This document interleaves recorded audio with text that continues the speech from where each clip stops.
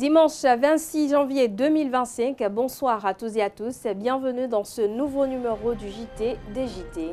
À la une de l'actualité, le chef de l'État Patrice Talon a reçu en audience cette semaine la hiérarchie militaire. Au menu des échanges, l'attaque terroriste du 8 janvier dernier. Suite à cette audience, on note des changements au niveau du commandement du fuseau. Plus de détails dans cette édition. La Cour de répression des infractions économiques et du terrorisme CRIET a entamé cette semaine une série de procès, notamment dans l'affaire complot contre la sûreté de l'État impliquant Olivier Bokor et Oswald Omeki, ainsi que la disparition de 4 milliards de francs CFA à la Direction générale des impôts impliquant l'ex-régisseur Carlos Adorano. À suivre dans ce journal l'essentiel à retenir de l'évolution des dossiers. L'École supérieure d'administration, d'économie, de journalisme et des métiers de l'audiovisuel ESAE a convié ses étudiants venus des différents campus, les membres du personnel administratif et des partenaires à la célébration de l'excellence. C'était l'édition 2025 du Midnight Gala ESAE. Les lots distribués aux différents lauréats, des moments festifs et bien d'autres occasions ont ponctué cette célébration. Retour sur l'ambiance qui a prévalu dans cette cérémonie dans ce jour.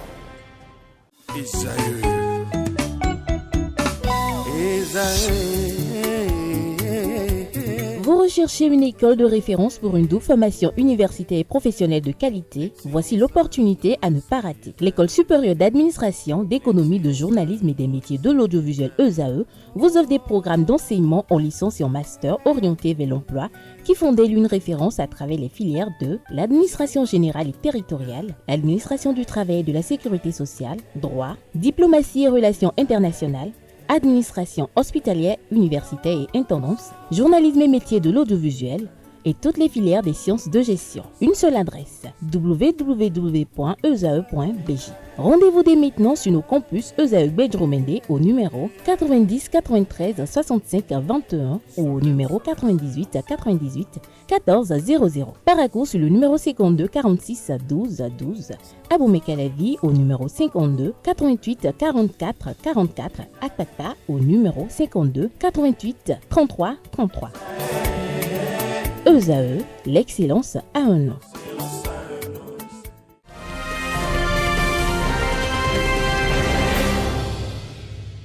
À nouveau, bonsoir, merci de nous recevoir chez vous avec cette livraison de l'actualité. Le gouvernement béninois s'intéresse à la situation qui se déroule en République démocratique du Congo. À cet effet, le gouvernement de la République du Bénin a exprimé à travers un communiqué sa vive préoccupation face à la dégradation de la situation sécuritaire à Minova, au sud Kivu et à Goma et ses environs, au nord Kivu, RDC. Cette situation menace gravement la vie des civils et l'équilibre de la paix et la sécurité dans la région. Le Bénin appelle toutes les parties prenantes à faire preuve de la plus grande retenue et à privilégier les solutions pacifiques et négociées dans un esprit de responsabilité et de dialogue. À cet effet, la République du Bénin invite les parties à s'investir dans le processus de paix de Luanda facilité par son Excellence João Lourenço, président de la République d'Angola. La restauration de la paix est essentielle pour garantir la stabilité et réduire la pauvreté, un objectif fondamental partagé par tous les Africains. Le Bénin réaffirme son engagement en faveur d'une Afrique unie et solidaire tournée vers un avenir prospère pour tous. Je l'annonce au sommaire de cette édition. Le 10 janvier dernier, le fondateur du groupe ESAE a convié les étudiants de l'École supérieure d'administration, d'économie, de journalisme et des métiers de l'audiovisuel ESAE. Venus des différents campus, les membres du personnel administratif et des partenaires à la célébration de l'excellence. C'était l'édition 2025 du Midnight Gala. Des lots distribués aux différents lauréats, des moments festifs et bien d'autres occasions ont ponctué cette cérémonie. Suivez dans ce reportage. C'est presque rituel au sein de la famille Esaü. Chaque année scolaire, étudiants, enseignants et membres du personnel administratif de cette prestigieuse école se réunissent pour la soirée de l'excellence, au cours de laquelle les meilleurs étudiants de l'année précédente, tous campus confondus, sont récompensés. Le fondé du groupe Esaü, lors de son allocution d'ouverture empreinte de sagesse, n'a pas manqué de prodiguer des conseils précieux à sa communauté estudiantine. Lorsque vous sortez de Esaü et que vous présentez votre niveau, on vous respecte. Déjà, quand vous dites que vous êtes à Esaü, vos camarades vous disent « Ah, Esaü, c'est compliqué, Esaü. C'est compliqué, Esaü. » Ça signifie qu'il faut être très courageux pour venir étudier à Esaü. Alors, je suis fier d'avoir les 27 qui sont représentatifs de ce que vous êtes. Ceux qui ont 12 de moyenne, soyez-en sûrs que si vous étiez ailleurs, vous aurez 15 ou 16. Avec vos 12 de moyenne, si vous étiez ailleurs, vous auriez eu 15 ou 16. La preuve, ça se voit quand on va aux examens nationaux. Nous raflons pratiquement la mise et c'est le reliquat que nous laissons aux autres. Une moto, des ordinateurs portables et des téléviseurs ont été offerts aux lauréats, récompensant ainsi leur engagement et leur performance exceptionnelle. La filière journalisme a produit la première de cette année avec plus de 16 de moyenne. Quand vous êtes aussi intelligente, ne vous arrêtez pas en si bon chemin. Merci et félicitations. Tu fais honneur aux journalistes. C'est pas facile d'avoir une mention déjà bien en journalisme. Alors, tu l'as eu. Et aujourd'hui, tu diriges un petit groupe à Parakou pour faire rayonner Esaü Télévision. Félicitations. Je suis fier de ce que vous faites. Malgré votre jeunesse, malgré votre jeune équipe, vous avez de l'avenir. Poursuivez ainsi. Lino, tu es aussi en 3e année. Alors, tu dois écrire ton mémoire. Nous avons pensé à ça. Tu pars aussi avec ça s'ovationne. Une machine. Ça s'ovationne, s'il vous plaît. Beaucoup. Merci infiniment. Merci pour les efforts consentis. Et ajouter à ça, est-ce que tu avais déjà une télévision pour toi? Ah bon, ça s'ovationne. Tu as une grande télévision. C'est le premier prix. Le premier prix. Bon, tu ne sais pas conduire encore. Mohamed va s'en occuper. Cette soirée a été rendue possible grâce à l'énergie et au dynamisme des délégués de l'école qui ont su mobiliser de nombreux partenaires. Tout au long de la soirée, des mots de gratitude ont été adressés à l'endroit de l'ancien ministre Sam Seydou Adambi, du maire de la ville de Cotonou Louis Katroupo, du secrétaire exécutif national du parti FCBE Paul Nkpe, du jeune entrepreneur Cédric Amoles Bafounou, du PDG de Microtype M. Elim Nam qui a offert les postes téléviseurs et les impressions numériques, de la Sebebra pour les boissons et beaucoup d'autres amis du fondé qui ont soutenu la soirée. Ce moment que nous partageons est bien plus simple qu'un repas. C'est une occasion privilégiée pour nous de célébrer l'excellence, notre engagement envers la communauté que vous constituez. Je tiens à remercier chaleureusement tous ceux qui ont contribué de près ou de loin à la réussite de cet événement. Ça n'a pas été facile pour nous d'organiser ces soirées. Le fondé est passé, il a dit clairement, nous-mêmes on a dit, c'est notre 3e année, nous devons réussir à faire une fête. Et nous vous l'offrons. Nous l'offrons à toute la communauté que nous sommes. Vive Esaü, vive l'excellence et que la fête soit belle. Merci à vous. Nous sommes ici et ensemble avec vous, nous allons fêter les plus méritants, comme je l'ai dit. Le fondé a déjà planté le décor. Donc, tout à l'heure, les bonnes choses vont commencer. Et donc, je vous remercie et je souhaite une bonne fête à tous. Après la phase protocolaire, place désormais à la réjouissance.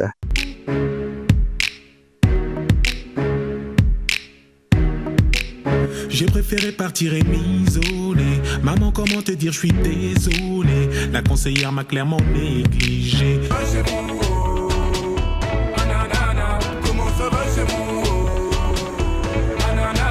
ça c'est la danse du matin. La puissance, c'est la puissance, c'est la puissance. Les étudiants se sont amusés comme jamais, profitant des festivités jusqu'au petit matin. Les morceaux les plus en vogue ont su les tenir en haleine tout au long de la nuit.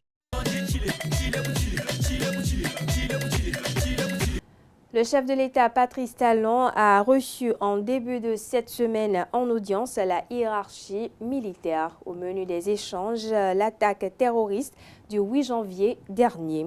Lors de cette attaque, l'armée béninoise a perdu plus d'une trentaine de ses soldats, à l'exception du ministre conseiller à la défense absent.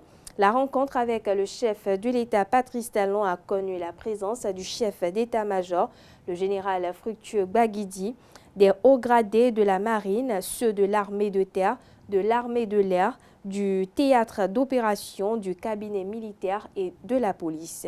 Suite à certaines recommandations du chef de l'État, le commandant de théâtre Opération Mirador, le colonel Constant Aïou, au poste depuis le 31 juillet 2023 est maintenu. Par ailleurs, on note un changement au niveau du commandement de fuseau.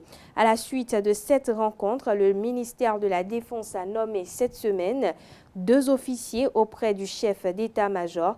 Il s'agit du colonel Abdouli Barrio Akinola Alao Salou, conseiller technique du chef d'état-major général CEMG des forces armées béninoises et son homologue, le colonel Gilbert Lossitodé, conseiller technique du CEMG aux infrastructures et à la lutte contre les engins explosifs improvisés. On poursuit cette édition, 8 morts et une dizaine de blessés dans un accident de circulation ce week-end. Le drame s'est produit dans la commune de Glazoué hier samedi 25 janvier 2025. Selon les informations, il s'agirait d'une collision entre un camion, une camionnette et un minibus.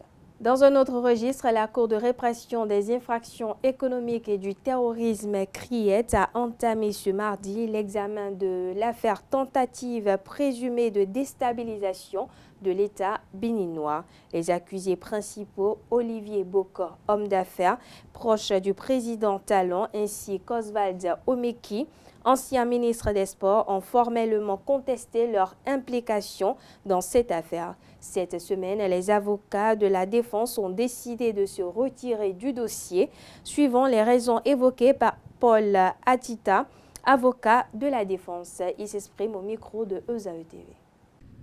Nous ne pouvons pas continuer à avaliser une procédure qui manifestement ne rassure pas.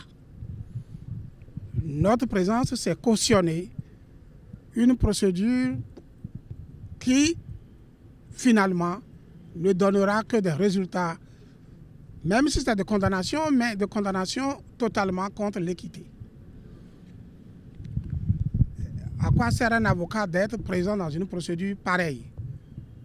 Et ça, les gens ne le savent peut-être pas. La présence de l'avocat sert à valider une procédure. Nous avons compris et nous avons dit que nous ne pouvons pas valider une procédure qui se déroule en violation des choses, des règles les plus élémentaires, les plus visibles.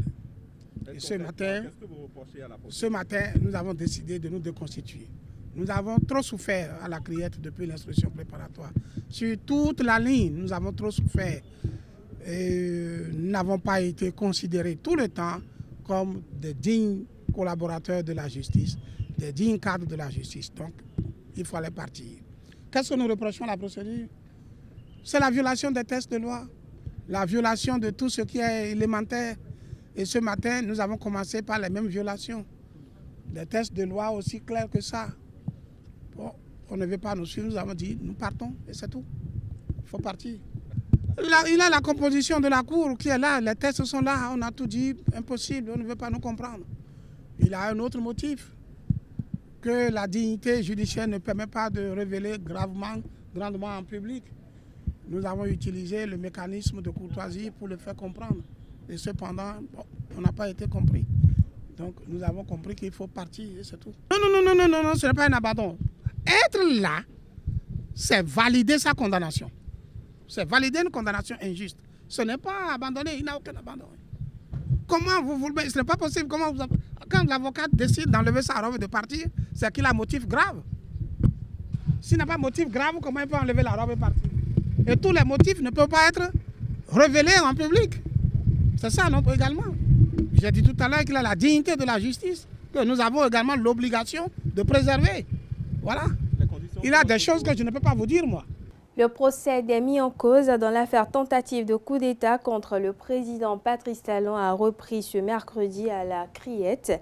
Suite à l'absence des avocats de la défense, l'audience du procès de l'homme d'affaires Olivier Boko et de l'ex-ministre des Sports Oswald Omeki a été renvoyée à une nouvelle date. À cet effet, le procureur spécial a livré un communiqué de presse. L'audience du jugement dans la procédure ministère public, Olivier Boko, Oswald Omeki et quatre autres accusés a débuté ce mardi 21 janvier 2025 à la Cour de répression des infractions économiques et du terrorisme Criette. Les accusés doivent répondre devant la chambre de jugement statuant en matière criminelle des infractions de complot contre la sûreté de l'État, corruption d'agents publics national, faux et usage de faux. Dès l'ouverture du procès, les avocats de la défense ont estimé que la composition de la juridiction était irrégulière au motif que selon l'article 254 nouveau du Code de procédure pénale, le tribunal de première instance statuant en matière criminelle est composé d'un président et de 4 assesseurs, alors que la composition du jugement comportait un président et 2 juges.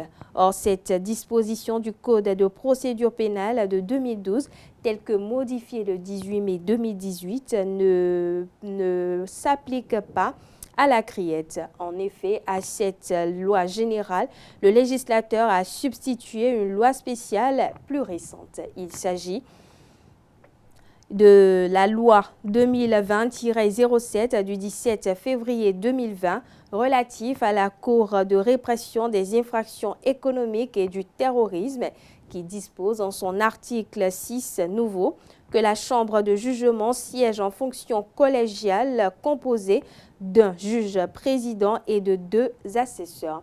Ainsi, depuis le 17 février 2020, le nombre de magistrats devant siéger pour chaque audience correctionnelle ou criminelle à la Criette a été réduit de 5 à 3. C'est en application de cette disposition légale que la Criette a tenu toutes ses audiences criminelles au cours des 5 dernières années.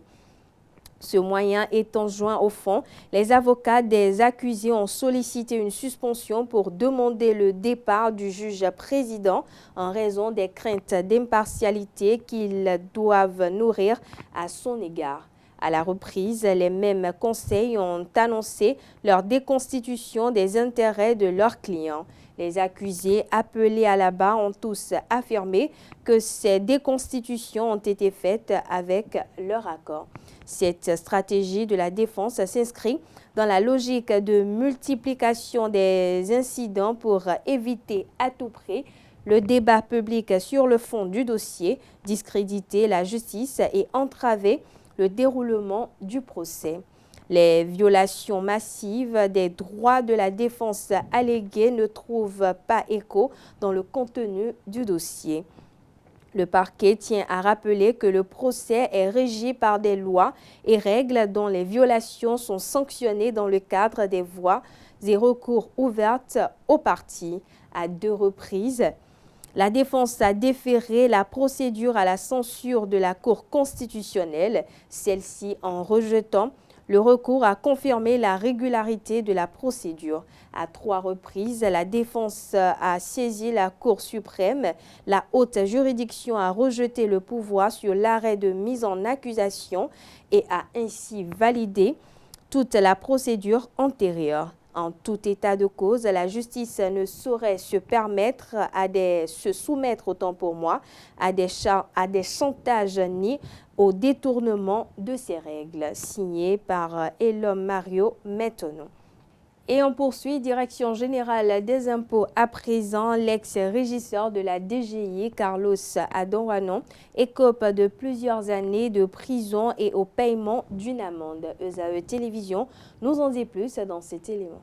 À la base ce jeudi, lors de la 3e journée d'audience, l'homme d'affaires Olivier Bokor et l'ancien ministre des Sports Oswald Omeki, accusés d'atteinte à la sûreté de l'autorité de l'État, ont exprimé le besoin de constituer un nouveau collège d'avocats pour leur défense. Nous sommes détenus 24 heures sur 24. Si le procureur spécial nous permet de voir nos avocats, nous pourrions en constituer, a déclaré Olivier Bokor, qui a demandé à la Cour un délai de 15 jours pour mettre en place une nouvelle équipe de défense. Oswald Omeki a formulé une demande similaire. Après une trêve, l'audience a repris avec la décision de la Cour qui accorde 5 jours aux prévenus suite à leur requête. Toujours à la criette et dans l'affaire de disparition de 4 milliards de francs CFA de la Direction générale des impôts en 2019, le ministère public a requis contre Carlos Adorano, l'ex-régisseur de la Direction générale des impôts, et Blaise Salano, le Bokono, 30 ans de réclusion criminelle et une amende de 2 millions de francs CFA, chacun avec la confiscation de tous leurs biens. Les mises en cause, Marc Salano, frère, et Gisèle Salano, sœur du Bokono, écopent de 5 ans de prison, plus 2 millions de francs CFA d'amende, chacun. Quant à Lambert Ablé, Victorine Ounou, Paul Edo et Romain Arouessou, ils ont été acquittés. Le mandat d'arrêt est délivré par un juge d'instruction après avis du procureur ou d'une juridiction. À son arrestation, la personne concernée doit être entendue dans les 24 heures qui suivent son arrestation, sinon toute la procédure est annulée. Quelles sont les règles de conditions d'application du mandat d'arrêt et dans quel cas délivrer un mandat d'arrêt? Élément de réponse avec le juriste spécialiste des droits de l'homme, Fréjus Atindoglo. Il s'exprime au micro de ESAE TV. Le procureur émet un mandat d'arrêt contre une personne seulement dans le cadre d'une enquête préliminaire. Parce que, vous savez, le procureur a l'opportunité de la poursuite. Donc, lorsque le procureur décide de poursuivre une personne, le procureur envoie, saisit le juge d'instruction ou le juge de jugement. Ça dépend de l'infraction commise par la personne. Donc, une fois que le procureur saisit le juge d'instruction ou le juge de jugement, le procureur ne peut plus décerner un mandat d'arrêt contre quelqu'un. Derrière, le procureur ne peut plus poser un certain date de procédure à partir du moment où le juge est saisi, le juge de jugement ou le juge d'instruction est saisi. Donc, le procureur ne peut plus émettre un mandat d'arrêt. Mais le procureur peut demander, dans sa réquisition, demander au juge de décerner un mandat d'arrêt contre telle ou telle autre personne. Le procureur peut décerner un mandat d'arrêt international lorsque la personne se retrouve sur un autre territoire.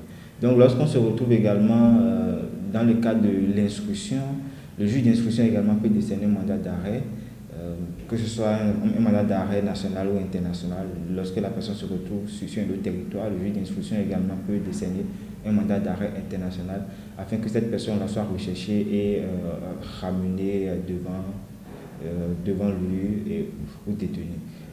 Après, lorsque la personne est déjà condamnée, le juge de jugement, après avoir rendu sa décision, peut décerner également un mandat d'arrêt afin que cette personne condamnée soit recherchée et ramenée dans une maison de sûreté. Alors, un mandat d'arrêt peut être émis dans 3 conditions. Lorsqu'on se retrouve dans le cadre d'une enquête préliminaire menée par la police judiciaire sous l'autorité du parquet dirigé par le procureur de la République et que ce dernier constate que la personne soupçonnée d'avoir commis une infraction ne répond pas aux mesures de police ou ne se présente pas devant lui comme il lui est demandé, le procureur peut demander que cette personne-là soit arrêtée à travers un mandat d'arrêt qui est un document qui demande que la personne soit recherchée et détenue dans une maison de sûreté le temps qu'il soit qu'il soit entendu. Donc la deuxième chose, c'est qu'un mandat d'arrêt peut être émis lorsqu'on se retrouve dans le cadre d'une instruction. Donc le juge d'instruction, dans ses recherches, constate qu'il y a une personne soupçonnée ou une personne impliquée qui ne se présente pas ou ne répond pas aux mesures, peut également décerner un mandat d'arrêt, que ce soit un mandat d'arrêt national ou international, contre cette personne-là, afin que cette personne soit recherchée et ramenée dans une maison de sûreté. Et la troisième partie, c'est que lorsque la personne recherchée ne répond pas toujours et que le juge de jugement arrive à condamner cette personne-là, le juge décerne également un mandat d'arrêt afin que cette personne-là soit recherchée et ramenée dans une maison de sûreté. Dans un autre registre, des contenus aux allégations violant le code de déontologie et de la presse béninoise. Des diffusions sans autorisation préalable de la Haute Autorité de l'Audiovisuel et de la Communication HAC retient ses motifs pour une suspension de médias en ligne. Après délibération en plénière, les sites internet de Reporters Média Monde, Crystal News, le Pharaon et le média social TikTok, dénommé Madame Actu, sont tous suspendus. Plus de détails dans cet élément signé ORTB. Premier organe concerné par cette décision de suspension de la HAC, le journal Le Patriote. Des déviances sont observées dans ses parutions. Dans sa parution numéro 57 du lundi 23 décembre 2024, il est écrit en substance dans un article de réaction au discours sur l'état de la nation en parlant du président de la République, un président qui affirme en public le pouvoir ne retournera plus jamais au Nord.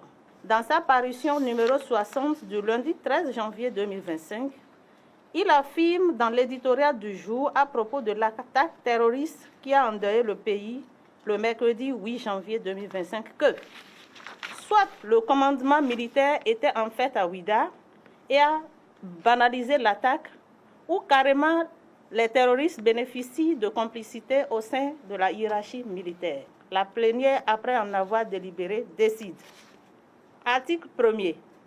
Le journal Le Patriote est suspendu jusqu'à nouvel ordre, ainsi que son site pirate. Deuxième organe, l'Audace Info, manquement grave au respect des règles déontologiques. Les écrits du quotidien L'Audace Info contiennent des allégations mensongères qui discréditent des personnes visées et portent atteinte à leur honneur et à leur considération.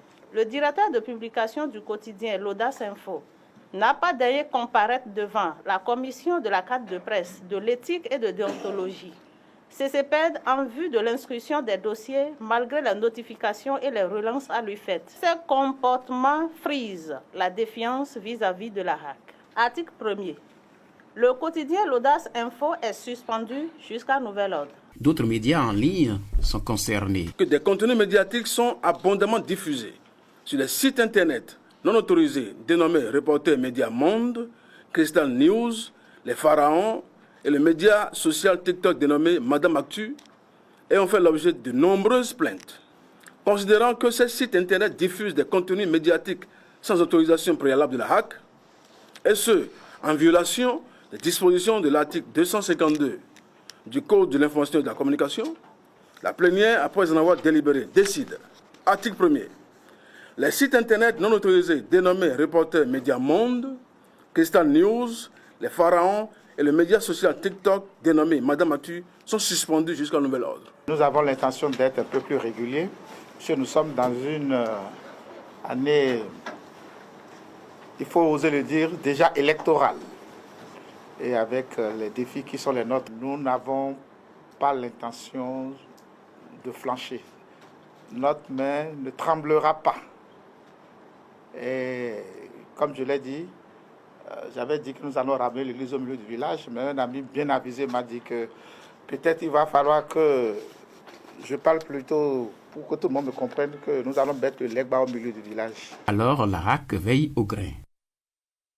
Premier émetteur souverain d'Afrique de l'année 2025, c'est désormais la place qu'occupe le Bénin depuis le 16 janvier dernier après 2 transactions simultanées sur les marchés internationaux. D'abord, le pays a fixé avec succès les modalités de sa nouvelle émission obligatoire. international, mobilisant ainsi 500 millions de dollars avec une échéance finale de 16 ans. En parallèle, il conclut un crédit international avec Deutsche Bank de 500 millions d'euros pour une maturité finale de 15 ans.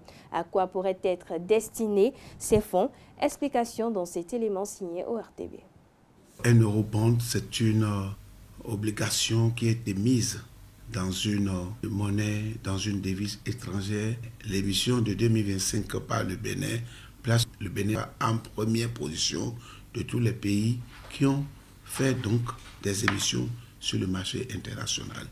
Et par rapport à l'année passée, on comprend que les émissions de l'année 2025 sont des émissions quand même qui ont un coût modéré, un coût moindre, juste parce que les autorités qui se sont déplacées pour cette émission ont rencontré plusieurs investisseurs. Donc la loi de l'offre et de la demande jouant en faveur de celui qui demande, c'est-à-dire plus il y a d'offreurs pour un demandeur, donc ça agit sur le taux. Donc c'est ce qui a fait d'ailleurs que le taux de la première mission, donc de 500 millions de dollars, est dans l'ordre de 6,48%, alors que pour l'année passée, c'était à un taux plus élevé. Et l'horizon est plus éloigné que l'émission donc, de l'année passée. Un emprunt peut impacter le quotidien des populations sur plusieurs points. C'est le bien-être qui peut résulter des projets qui améliorent le misère des populations, c'est-à-dire l'eau, l'énergie, la santé, l'éducation. Ce sont des projets viables, ce sont des projets d'avenir. Et le gouvernement a bien fait de pouvoir faire la part des choses. Il y a des projets ODD, il y a des projets qui sont structurants, des projets qui changent la structure de l'économie. Et donc, je crois que ce projet-là, c'est par rapport à eux que l'emprunt obligataire, l'eurobond a été émis pour pouvoir assurer leur financement. On ne prête que à celui qui est sage. On ne prête que à celui qui inspire confiance. Un pays qui emprunte sur le marché international, ce pays-là, c'est qu'il réunit un certain nombre de critères. Il y a la solvabilité, c'est-à-dire vos performances économiques vous créditent que quand vous remettez l'argent, vous pouvez retourner l'argent. À côté de la solvabilité, vous avez ce qu'on appelle la liquidité. Quand l'échéance arrive, est-ce que vous avez les moyens nécessaires pour pouvoir payer? Et les performances de l'économie béninoise ces dernières années nous permettent donc de dire, sur ces deux aspects-là, il n'y a pas à s'inquiéter. La récente déclaration du ministre des Affaires étrangères togolais, Robert Dussé, sur une éventuelle intégration du Togo à l'Alliance des États du Sahel AES suscite de vives discussions dans le pays et à l'international. Interrogé sur le sujet, l'ancien ministre des Affaires étrangères et ancien président de la Cour constitutionnelle du Bénin, Théodore Olo, s'est prononcé. Voici un extrait de ses propos. Vous savez que pour le moment, étant donné que le port de Cotonou est fermé au commerce avec le Niger, le port de Lomé sert de solution de rechange. De ce point de vue, il y a un intérêt économique et peut-être même politique pour le Togo d'intégrer l'AES, puisqu'au niveau de la CEDEAO, il y a des convergences politiques mettant l'accent sur la démocratie, convergence acceptée par la plupart des pays anglophones, quelques pays francophones, le Togo n'en faisant pas partie. Et je pense que la souveraineté qui se manifeste dans les pays de l'AES se fonde sur le refus en réalité de cette convergence politique. Ce qui veut dire qu'il y a un intérêt économique et aussi un intérêt politique que le Togo intègre l'AES. Mais on attend la décision du président Faure, comme l'a rappelé le ministre des Affaires étrangères. Et je constate que beaucoup de ces États, tout en rejetant la présence militaire française, initient une coopération militaire avec d'autres pays tels que la Russie. La souveraineté, c'est de défendre ses intérêts. Et je pense qu'au niveau de la CEDEAO, il y a cette défense des intérêts avec la création de l'ECO. C'était les pays francophones qui essayaient de bloquer le processus qui doit reprendre, je crois, en 2027. Donc c'est un prétexte en réalité de dire que c'est des États qui se veulent souverainistes. Il y a d'autres pays qui sont aussi souverainistes mais qui sont toujours au niveau de la CEDEAO. Je ne pense pas que le Nigeria ou le Ghana puissent être considérés comme des laquais de la France. Être souverain, c'est prendre les décisions qui s'imposent en tenant compte des intérêts de son pays et non pas des intérêts de la classe gouvernante, de mon point de vue. Je crois que quelqu'un comme Sankara était très souverainiste, mais n'a jamais décidé de quitter la CEDEAO ni l'Union africaine.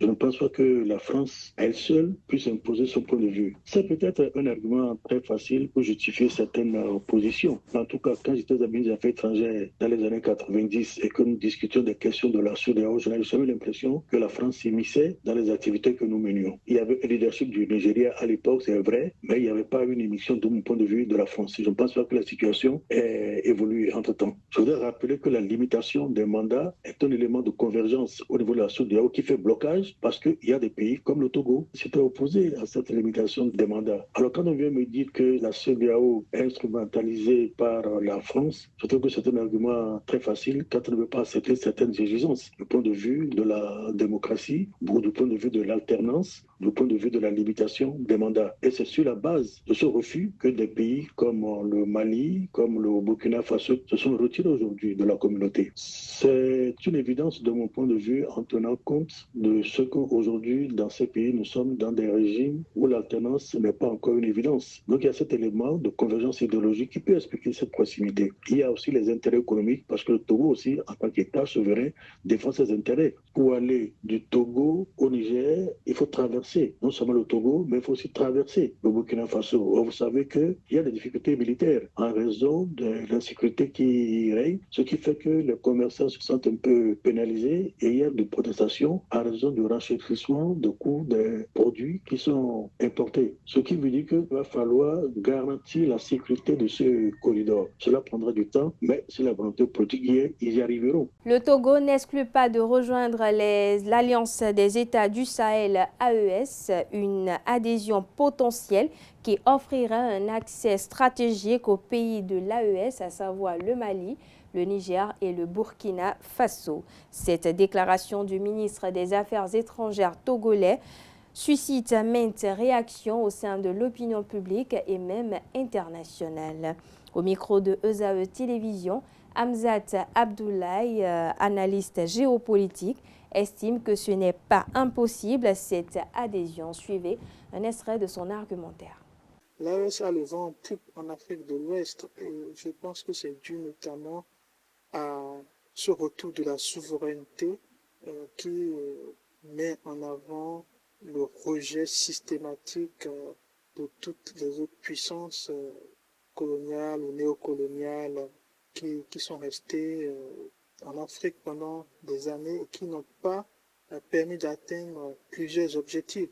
Les objectifs de développement, les objectifs de maintien de la sécurité et les objectifs de réguler et d'éradiquer l'insécurité alimentaire. Donc autant de facteurs qui ont poussé ces militaires à prendre le pouvoir, dans un premier temps pour un retour de la souveraineté, mais dans un deuxième temps pour redéfinir les perspectives stratégiques, politiques, diplomatiques de leurs États vis-à-vis de ces anciens partenaires néocoloniaux. Je pense que la deuxième chose par rapport à ce sujet, c'est par rapport au lien qu'entretient le Togo avec l'AES. Je pense que le Togo a de très bons rapports avec l'Alliance des États du Sahel depuis la crise du Mali en 2021.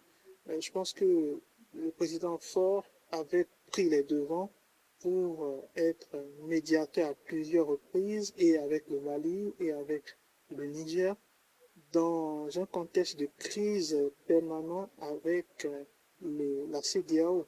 Donc, le Togo avait déjà pris le pouls de ce qui se passait. Le Togo avait déjà de l'avance par rapport à ce qui se passait. Et le Togo, à aucun moment, n'a été indexé au fort de la crise avec la CEDEAO par ses États de l'AES. Au contraire, le Togo était perçu comme étant un ami. Donc, je pense qu'il existe cette possibilité que le Togo intègre l'AES, mais j'insiste là-dessus, ce n'est pas qu'au Togo de le décider. La dernière chose, par rapport aux implications, Je pense que si le ministre des Affaires étrangères devrait faire ce genre de déclaration, c'est une façon de fragiliser la CEDEAO. La CEDEAO étant déjà fragile, d'ailleurs cette fragilité s'est faite toute seule.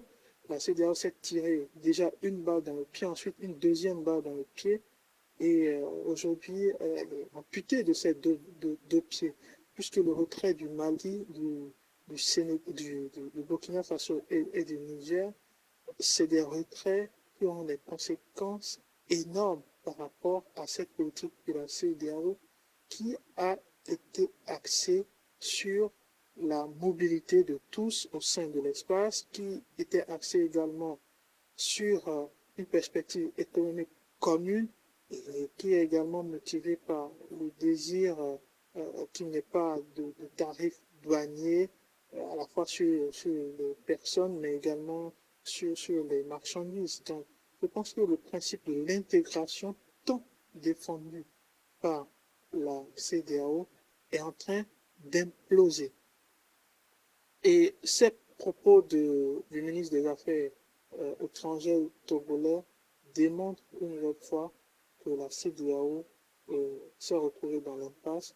Mais il va falloir trouver des solutions pérennes parce que la CEDEAO, c'est plusieurs États, c'est les intérêts de plusieurs États qui sont en jeu, et trouver la formule pour apaiser ceux qui sont encore là au risque de perdre pas que le Togo, pourquoi pas prochainement le Bénin ou le Sénégal, qui le sait. Le Nigeria a été admis en qualité de pays partenaire du bloc des économies des BRICS, a annoncé le 17 janvier 2025 le gouvernement brésilien. Cette intégration vise à renforcer la coopération économique et stratégique du pays avec les membres de cette organisation. Le plus peuplé d'Afrique devient le 9e pays partenaire des BRICS, rejoignant ainsi l'Ouganda. Quelles sont les implications géopolitiques de cette intégration, tant sur le plan économique que politique? Élément de réponse avec Martial Akwete, analyste géopolitique. Il s'exprime au micro de ESAE TV. Les BRICS d'abord représentent un deuxième équilibre face à l'Occident. En termes, ils proposent un nouveau modèle en termes d'économie, d'intégration économique au niveau international pour ce qui est des pays que l'on qualifie de faible économie comparativement au G7 ou au G20 très souvent. Et donc, si aujourd'hui l'opportunité est donnée au Nigeria de faire partie de ces BRICS, c'est quelque chose qui est tout à fait compréhensible parce que le Nigeria est un acteur important économiquement dans l'Afrique de l'Ouest et en Afrique a une population assez importante, donc un marché économique très vaste, tout comme le Brésil, tout comme la Russie, tout comme l'Inde et tout comme la Chine. Donc il y a ce facteur commun de marché, de consommation que l'on observe au niveau des États constituant les BRICS et le Nigeria également a cet élément important. En dehors de cela, la deuxième caractéristique qui justifie le fait que le Nigeria puisse faire partie des BRICS, c'est son économie de plus en plus croissante et stable. Et troisième élément, c'est le fait que le Nigeria représente un poids politique et un acteur de la sous-région ouest-africaine vraiment important dans la prise de toutes sortes de décisions. Et quand vous voyez les autres acteurs également, ce sont des acteurs qui ont une influence dans chacune de leurs zones. La Chine, l'Inde, la Russie, ainsi de suite, et les nouveaux pays qui ont qui font désormais partie des BRICS. D'abord, l'intérêt, il est économique, c'est d'avoir accès au marché des BRICS et de pouvoir exporter énormément de marchandises à l'endroit de ces États. Parce que vous savez, le Nigeria est en train de connaître une période de difficultés économiques liées même à sa monnaie. Et donc, elle est en droit de pouvoir rechercher, de conquérir d'autres marchés. Et les marchés qui se présentent très directement à lui, ce sont les marchés des BRICS. En dehors de l'implication économique, il y a également l'implication politique que l'on peut noter de la part du Nigeria, du simple fait que le Nigeria est un État qui, en termes de prise de décision au niveau africain, est un acteur majeur. Alors, pourquoi ne pas avoir la voix du Nigeria dans le nouveau modèle économique que les États constituants, les BRICS sont en train de construire. Et pour troisième élément, c'est l'influence. Justement, l'influence au-delà du continent africain, parce que les BRICS dans la zone, je veux dire le Nigeria dans la zone ouest africaine a bien envie d'étendre son influence et de faire partie de la cour des grands notamment. Et donc voilà un ensemble d'éléments qui justifient le fait que l'intégration du Nigeria au BRICS ne soit pas quelque chose de surprenant. Hors de nos frontières, Donald Trump devient le 47e président des États-Unis après sa prestation de serment à Washington au sein de la rotonde du Capitole. Le président Donald Trump a promis une centaine de décrets dès sa première journée.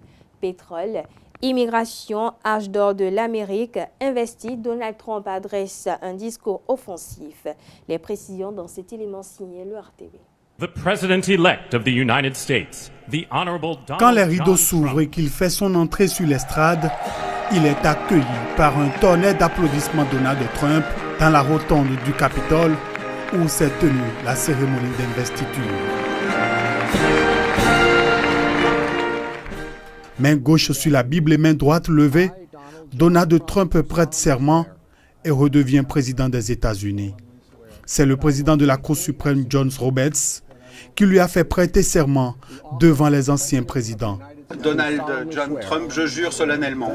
Moi, Donald John Trump, je jure solennellement que j'exercerai fidèlement la fonction de président des États-Unis.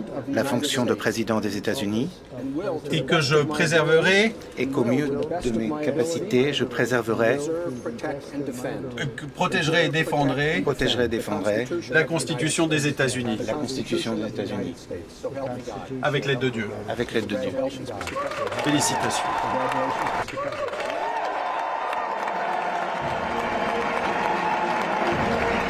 Juste après, 21 coups de canon résonna. Donald Trump est officiellement le 47e président des États-Unis d'Amérique. Avant lui, c'est son vice-président James David Vance qui a aussi prêté serment sur une Bible qui appartenait à son arrière-grand-mère, juste devant sa femme et ses 3 enfants. Que j'accepte cette obligation librement.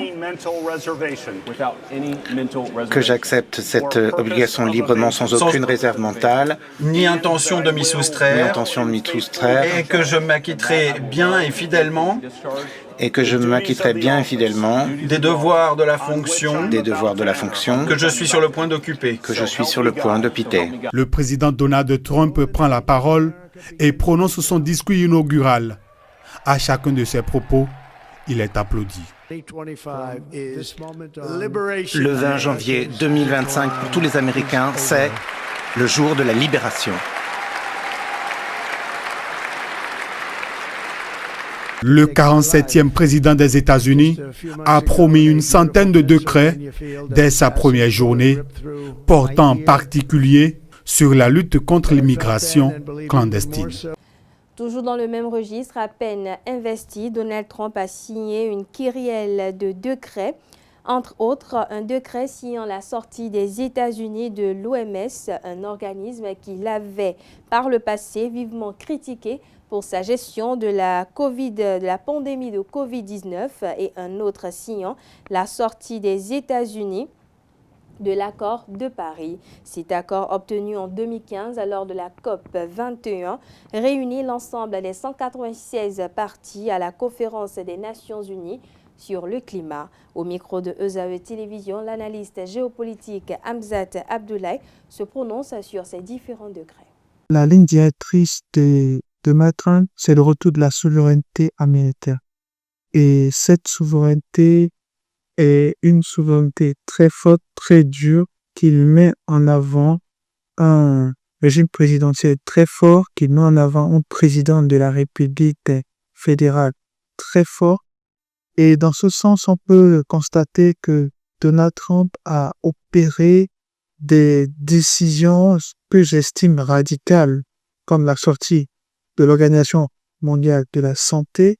Or, les États-Unis faisaient partie des contributeurs stratégiques et prioritaires de cette organisation. La sortie des États-Unis de l'OMS annonce une refonte certainement de cette organisation qui a eu à gérer de façon catastrophique la crise du Covid en 2020. Et en 2020, plusieurs citoyens, et pas qu'américains, mais dans le monde entier, ont subi les affres décisionnaires de l'OMS par rapport à une sorte de politique qui s'imposait à tous par rapport au vaccin qui s'était imposé. Quand vous nous dites 7 barres vaccinées à certains endroits du monde, comme aux États-Unis, vous perdez votre job, vous perdez votre emploi, et tout ça a eu des répercussions dramatiques sur le compte social, pas que aux États-Unis, mais dans le monde entier.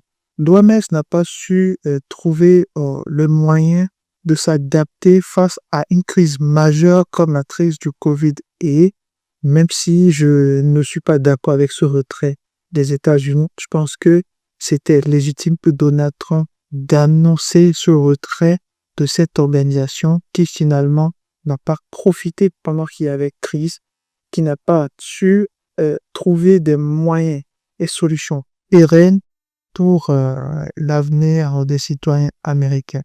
Et la dernière chose, c'est par rapport à ces nombreux autres retraits, comme le retrait de l'accord de Paris sur la crise environnementale, sur les défis liés à l'environnement.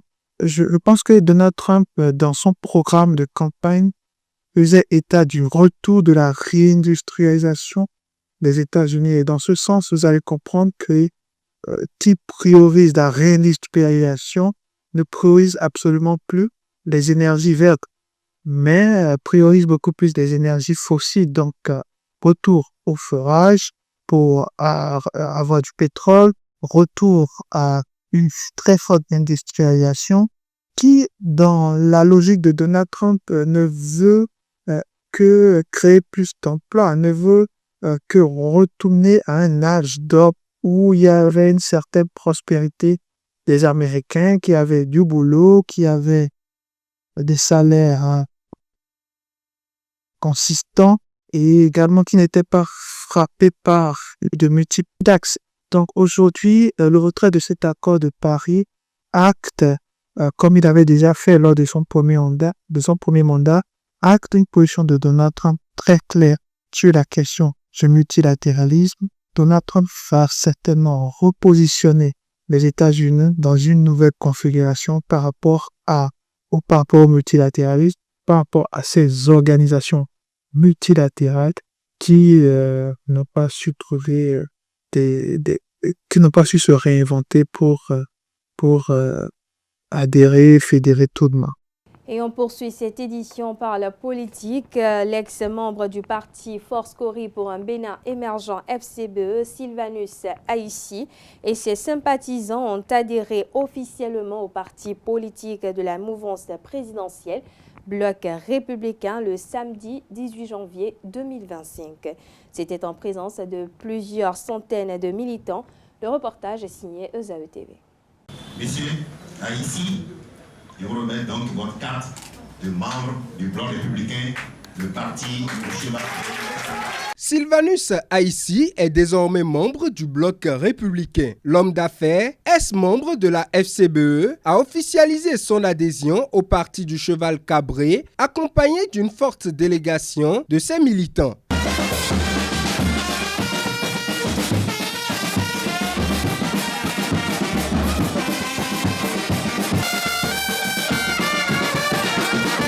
Fort de ses actions de soutien au chef de l'État Patrice Talon, Sylvanus Aïssi a opté pour le Bloc républicain pour plusieurs raisons. Après échange avec le staff de plusieurs partis politiques de la mouvance, j'ai pu vous dire que c'est le modèle BR qui nous a le plus séduit. Les actions du pouvoir en place et de son chef, ainsi que le choix de notre base, sont tout aussi déterminants dans notre décision de rejoindre le bloc républicain.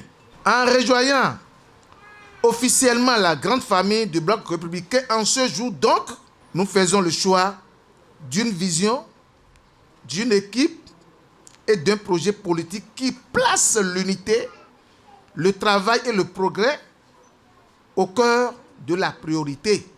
À son adhésion, le bureau politique du bloc républicain fortement représenté a répondu favorablement. Monsieur Sylvanus, vous avez fait le bon choix. Vous avez opté, vous avez choisi le cheval blanc cabré, le cheval gagnant, symbole de la noblesse et de la puissance. Qu'au nom du président Abdoulaye Biotchali, au nom des militants du Parti Blanc républicain, nous acceptons votre adhésion parce que vous avez pris connaissance du contenu des statuts et règlements intérieurs du parti que vous avez accepté vous aussi. C'est pour cette raison que nous vous accueillons avec joie et ferveur parmi nous au sein militantes et militants du bloc républicain. Par cet acte, Sylvanus Aïssi scelle aussi l'adhésion de plusieurs autres anciens membres de la FCBE dans la 16e circonscription électorale. Dans ce nouveau parti, l'homme s'engage à œuvrer davantage pour la promotion des actions du chef de l'État, Patrice Talon. Des poursuites judiciaires engagées contre un professeur de la faculté des sciences humaines et sociales FACH de l'université d'Abomey-Calavi. Ce dernier est poursuivi pour des faits de harcèlement sexuel sur son étudiante. Selon les informations, le mis en cause est l'encadrant de mémoire de la victime et également le chef adjoint du département de socio-anthropologie à la FACH.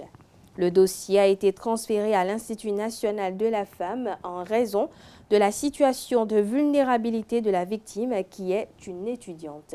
Alerté par la situation, le rectorat de l'université d'Abomey-Calavi a pris des dispositions pour suspendre l'enseignant de ses fonctions de chef adjoint du département de socio-anthropologie à la FACH et de toute activité pédagogique et d'encadrement à l'université. Rappelons qu'au Bénin, toute relation ou liaison amoureuse entre un enseignant et apprenant sont interdites. Du jeudi 9 au samedi 11 janvier 2025, la ville de Ouidah a accueilli la 2e édition des Vaudou Days, un événement visant à promouvoir et valoriser le vaudou, un patrimoine culturel et historique partagé par le Bénin et plusieurs autres pays à travers le monde. Quelques citoyens béninois apprécient les différentes manifestations au micro de ESAE Télévision. Suivez plutôt. Les Vaudou Days passés, effectivement, sans vous mentir, c'était une bonne initiative. Et ça a fait entrer beaucoup d'étrangers. Donc moi-même, j'ai été sur le lieu. J'ai vu vraiment, il y a du monde. Que par le passé, ils sont bien organisés. Pour voir, c'est une valorisation de la culture endogène que le gouvernement, à travers le chef d'État, ont pris l'initiative de faire valoir à travers le Bénin, le monde entier, pour prouver que nos cultures, on doit pouvoir scrupuleusement les respecter. Voilà. Et ça s'est bien découlé selon moi. C'est vrai que par endroit, il y a des choses qu'il faudrait voir et revoir. Là où il y a le bon, il y a toujours le bon bon. Ce qu'ils ont organisé, c'est bon, c'est appréciable. Vous voyez, c'est appréciable. C'est à cause des invités d'étrangers, comme artistes aussi. C'est ça qui a mobilisé le monde, surtout les jeunes, pour aller là-bas, aller voir les artistes et les talents. Vous voyez, c'était une bonne initiative. Sur le terrain, j'ai vu beaucoup de choses. J'ai bien circulé, j'ai vu beaucoup de choses. Et il y a quelque chose que moi-même, j'ai entendu, ce qui n'est pas aussi appréciable. Ils ont annoncé à la télé comme à la radio que aller là-bas, que c'est gratuit. Mais après, on a appris que des gens payent encore des tickets. Les militaires sont sortis, ils ne sont pas restés dans les couvents. Ils sont sortis pour se faire valoir. Et le peuple est conscient de cela. Le peuple s'est déplacé massivement quand même pour apprécier la juste valeur de leur divinité qu'on avait et qui peut-être en temps ne sortent pas de leur couvent pour prouver aux uns aux autres qu'on peut croire désormais à nos cultures endogènes. À travers lui, nous savions réellement d'où nous sommes venus. Et à travers lui, réellement, nous savons dans quel rang on peut déjà nous classer en Afrique et particulièrement au Bénin. Après 3 jours de célébration de l'art, de la culture et de la spiritualité vaudou, c'est de multiples retombées. L'événement a réuni plusieurs délégations venues des 4 coins de la planète, notamment la congrégation ancestrale spirituelle haïtienne. Pour cette délégation, les Vaudundés laissent un goût agréable. Ils partagent ici leurs expériences et impressions au micro de la télévision nationale. On regarde. Il y a environ 70% de Béninois qui ont participé et 30% d'étrangers. Le bilan est historique et marque une édition qui restera gravée dans les mémoires. Avec 435 000 participants au décompte final, les Vaudundés 2025 atteignent des sommets d'affluence jamais enregistrés sur un événement du genre. Ces chiffres ont été confortés par 2 spécialistes en intelligence artificielle qui étaient là, qui n'étaient pas venus par nous, que nos amis de l'agence Bénin Tourisme avaient eux-mêmes retenu pour que vraiment nous ayons la certitude que les chiffres que nous sommes en train de communiquer étaient de bons chiffres. Et puis, la surprise générale, les informations étaient les mêmes. Nous ne sommes pas encore au niveau où nous aurons souhaité être, mais nous avons déjà dépassé les objectifs qu'on s'était fixés en termes de fréquentation, en termes d'organisation, en termes de gestion des flux et en termes de contenu. Donc nous allons continuer de travailler de façon acharnée à ce que la prochaine édition, en tout cas, soit déjà l'apothéose. Pour atteindre cette réussite, l'État béninois a énormément investi, mobilisant des moyens importants pour garantir une organisation impeccable et une mise en valeur optimale du patrimoine vaudou. Le Vaudundés autour du milliard de francs CFA en termes de dépenses. Les retombées économiques sont également significatives. L'événement a généré une activité intense dans les secteurs de l'hôtellerie, de la restauration, du transport et de l'artisanat. On a trouvé que près de 70% des entreprises à Ouidah ont vu leur chiffre d'affaires moyen journalier augmenter d'environ 26%. C'est très important. La plupart des entreprises qui étaient présentes sur le terrain, sur la place là, ont vu leur chiffre d'affaires augmenter d'environ 26% par jour. Et ces entreprises, quand nous avons descendu les chiffres, on s'est rendu compte que ces entreprises ont généré un chiffre d'affaires total estimé à près d'1 milliard sur les 3 jours. Et en matière de création d'emplois, on a constaté qu'il y a 24,26% des entreprises qui ont embauché du personnel occasionnel. Et donc, ça a donné lieu à la création d'emplois d'environ 14 000. Vaudundés, ça implique presque tous les secteurs de notre État. C'est aussi bien la NPT, la DAC, Bénin Tourisme, le ministère de la Santé, le ministère de l'Intérieur, le ministère du Numérique, de la Digitalisation, la SOL, l'INSTAD, la mairie de Ouidah, et j'en passe. Vraiment, c'est pluriel. Le succès des Vaudundés 2025 témoigne de l'impact d'une politique culturelle visionnaire capable de conjuguer valorisation du patrimoine, développement économique et attractivité touristique. Le rendez-vous est désormais pris pour 2026 qui promet de nouvelles ambitions et de nouveaux records. Dans le même registre, la ville de Ouidah est le centre des intérêts du Bénin depuis les Vaudundés qui ont révélé de multiples réalisations du gouvernement dans la ville. Le maire de Ouidah, autant pour moi, Christian Huechenou, a exposé le projet touristique derrière ces réalisations. Suivez un extrait de ses propos au micro de ESAE TV. Ouidah va contribuer pour 15% au PIB de notre pays. J'ai un jour demandé dans une tournée de la ville de sensibilisation, j'ai demandé aux jeunes Imaginez que sur les 1 million de touristes que le Bénin va accueillir à partir de 2025, les Jeux 2026, ce sont les statistiques. Imaginez que 200 000 touristes passent à Ouida et ils dépensent pendant leur séjour 1 000 euros. Ça fait 130 milliards de francs CFA. Faites le calcul vous-même. Et regardez ce que l'argent que les gens vont apporter dans notre pays.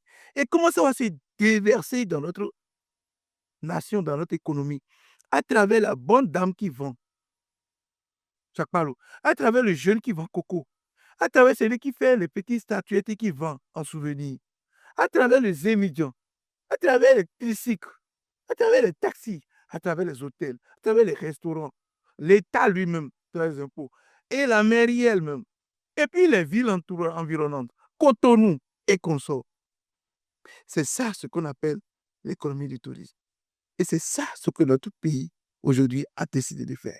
Et puis on parle sport dans cette édition. Le jeudi 23 janvier dernier, la Fédération béninoise de football a pris une décision mettant un terme à la situation de licence relative à la jeunesse sportive de Ouida et Gleroué United Sport. Selon le communiqué rendu public, réuni en session extraordinaire le jeudi 23 janvier 2025 à Lokossa, le comité exécutif de la Fédération béninoise de football a, entre autres sujets, examiné le dossier jeunesse sportive de Ouida JSO et United et Gleroué United Sport GUS.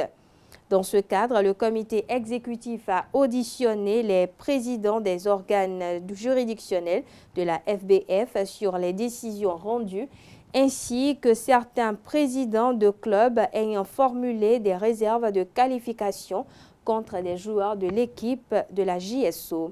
Au terme des auditions et après une analyse approfondie des décisions rendues par les organes juridictionnels de la FBF, le comité exécutif a pris des résolutions suivantes. La commission des questions juridiques de qualification et de transfert des joueurs a instruite aux fins de procéder à l'annulation des licences délivrées à Gleroué United Sport. 2. Conformément aux dispositions du règlement du championnat Celtis Ligue Pro saison 2024-2025, la Ligue de football professionnel du Bénin est instruite pour procéder à l'annulation de tous les résultats obtenus par la JSO avec les licences de GUS. 3. Le club jeunesse sportive de Ouida est relégué en division inférieure conformément aux dispositions du règlement du championnat Celtis Ligue Pro saison 2024-2025 et du code de discipline de la FBF. 4. Le secrétariat général de la FBF et la Ligue de football professionnel du Bénin sont instruits aux fins de prendre toutes les dispositions et mesures nécessaires pour la mise en application rigoureuse de la présente décision et d'en tirer toutes les conséquences qui en découlent. Le présent extrait de décision sera notifié à la Ligue du football professionnel du Bénin, à la commission d'homologation des compétitions, à la commission des questions juridiques, de qualification et de statut des joueurs de la JSO et à GUS. La présente décision qui annule toute autre disposition antérieure contraire sera publiée partout où besoin sera. Toujours dans le même registre, cette décision du COMEX de la FBF induit une légère modification des positions au niveau du classement, notamment dans le top 5 du groupe B. Si Dragon reste leader avec 29 points, soit 3 unités de moins que le classement provisoire, USS Kraké perd une place et occupe le 3e rang, avec le même point que le premier et le nouveau deuxième Sobemap. Ayema est désormais 4e avec 26 points. Coton FC demeure champion avec 5e. Le président de l'Union des professionnels de la presse béninoise UPSB Issa Amadou, à l'issue de la phase aller de la Ligue Pro 2024-2025, s'est exprimé au sujet de l'organisation. Il a par ailleurs salué la présence et la ponctualité de ESAE Télévision qui a couvert la grande partie des 306 rencontres qui ont eu lieu. C'est dans une interview qu'il a accordée à ESAE TV. Les Dragons, n'oublions pas que les Dragons, c'est quand même l'un des plus vieux clubs du Bénin. Le club le plus titré au Bénin. Voilà, ce club-là également qui nous a tant rêvé en Ligue des Champions. Vous vous rappelez bien sûr de l'ère épopée en 1987. Alors, c'est une équipe qui vient de loin parce que les Dragons, à ce niveau, les voir à ce niveau du classement, je pense qu'il y a quand même très longtemps. Voilà, mais c'est bien pour le moral. Cette équipe des Dragons arrive quand même cette année à confirmer un peu tout le bien qui est dit d'elle. On espère que, voilà, que ça va continuer et que les Dragons ne sont pas là juste pour un temps de, voilà, pour une virgule de temps, on va dire ça comme ça, et que les Dragons pourront véritablement contenir la pression qui viendra de la phase retour pour, pourquoi pas, renouer avec le titre de champion, un titre de champion qu'ils n'ont plus jamais remporté depuis 1993. Le triple champion du Bénin, effectivement, lorsqu'on voit Coton à ce niveau du classement, on peut s'étonner. Mais rappelez-vous quand même des années antérieures. Coton, lors de la phase aller, n'a jamais brillé, ne s'est jamais retrouvé en tête du classement. Coton est toujours dans le ventre mou du classement. Coton va toujours en mode diesel pour finalement, on va dire, chipper la première place dans le dernier virage. Je me dis également qu'ils sont restés fidèles à leur jeu, ils sont restés fidèles à leur mécanisme, à leur démarche, à leur méthode. Attendons voir donc la phase retour pour voir si en réalité la méthode ira jusqu'au bout. Coton a souvent bien sûr joué à ce rythme-là et on sait que dans le dernier virage, dans la phase aller, eh bien c'est une équipe qui évolue en mode vitesse, en mode très speed pour ravir la vedette à ses différents prétendants. On attend donc certainement la phase retour pour voir si justement Coton pourra véritablement rééditer l'exploit de remonter les marches du classement dans le dernier virage du championnat. Cette équipe de Real Sport n'arrive pas également bien sûr à quitter cette zone rouge du classement. Alors Real Sport, n'oublions pas que c'est une équipe quand même qui évolue il y a quelques années en deuxième division. C'est une équipe qui est sortie d'un centre de formation. C'est une équipe qui est sortie d'un projet. C'est vrai que de plus en plus, le projet, on va dire, souffre de moyens. C'est une équipe qui n'est pas ridicule dans le championnat. Quand vous voyez un peu cette équipe de Real jouer, vous vous dites forcément, donc voilà, c'est des jeunes qui viennent quand même d'un centre de formation, et bien qui essaient de coller quand même à l'élite du football au Béninois, mais quelque part, il y a l'inexpérience également qui joue énormément contre cette équipe-là. Bref, c'est une équipe qui n'a pas encore dit son dernier mot, parce que nous ne sommes qu'à la fin de la phase aller. Voilà, chers internautes, ainsi prend fin cette édition. Merci de l'avoir suivi. Merci de votre fidélité. Excellente soirée en compagnie de nos programmes sur ESAE TV.